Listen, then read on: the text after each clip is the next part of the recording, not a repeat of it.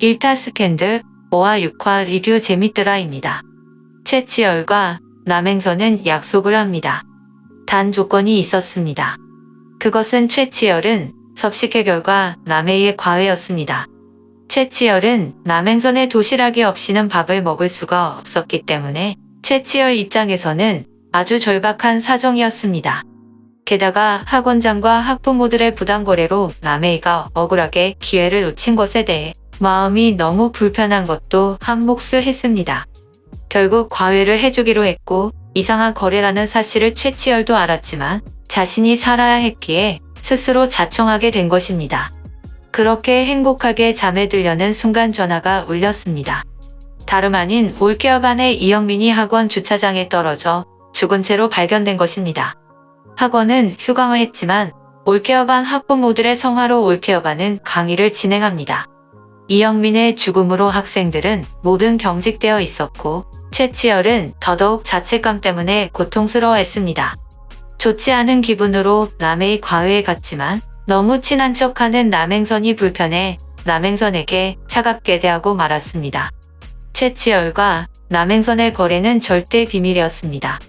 그렇기에 남행선도 최치열도 비밀을 지키기 위해 부자연스러운 행동을 합니다. 남행선은 김영조를 모르게 도시락을 전해 주려다가 거짓말도 하게 됩니다.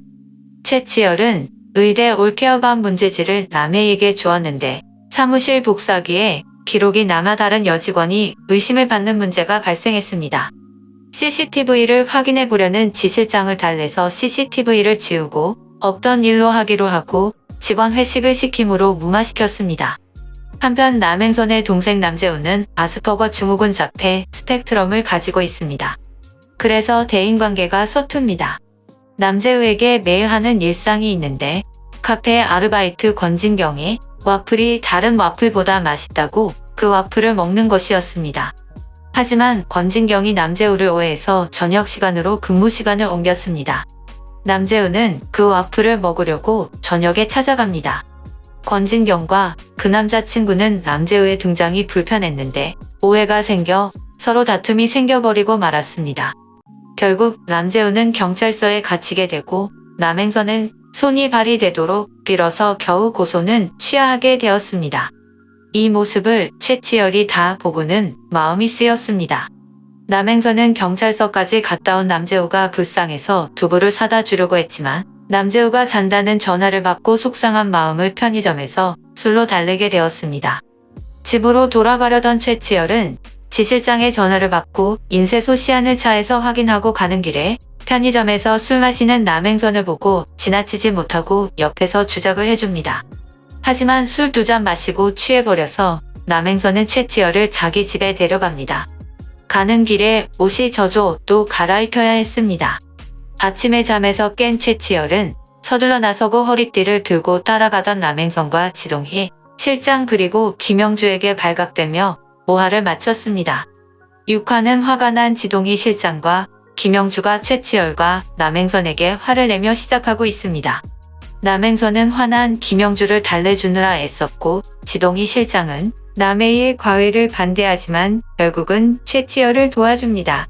이영민의 추락사를 어떻게 해서든지 최치열과 엮으려는 진이상은 열공닷컴을 글을 올립니다. 최치열이 이전에 가르쳤던 정수연의 투신과 그 어머니 그리고 동생 이야기를 소설처럼 써서 올린 것입니다. 최치열은 그 글을 보고 중학생 모친 살해 사건을 검색해보고 전종열을 불러 이야기를 듣고 큰 죄책감에 빠지게 됩니다. 전종열은 최치열이 다리 역할을 해주는 바람에 정수연의 가족이 모두 몰락한 것으로 여기고 최치열을 원망하고 있었던 것입니다.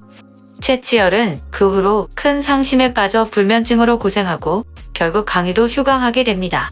한편 방수아는 보충 수업을 마치고 다들 간식을 먹으러 갈 때 남해의 자리에 가서 책을 뒤지다가 올케어반 시험지를 발견하게 됩니다.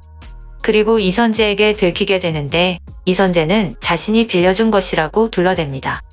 이선재는 남해에게 물어보려고 했는데 석권우가 끼어들어 이야기하지 못하고 주말을 맞습니다. 남행선은 바쁩니다. 온 가족이 캠핑을 가기로 했기 때문입니다. 캠핑을 가보니 사람이 많아서 사람이 없어 보이는 낚시터로 이동했는데 거기에 이미 최치열이 낚시를 하고 있었습니다.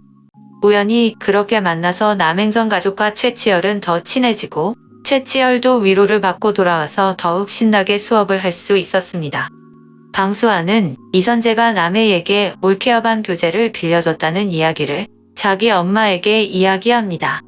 방수아 엄마 조수희는 심각하게 여기고 선재 어머니 장서진에게 이야기하겠다고 합니다.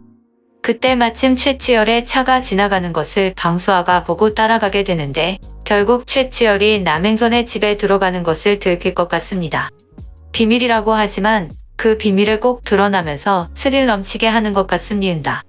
한편 이영민을 공격했던 쇠구슬과 선재형, 이희재와의 연관성이 드라마 상에서 자주 등장했는데요. 아무래도 속임수 같습니다.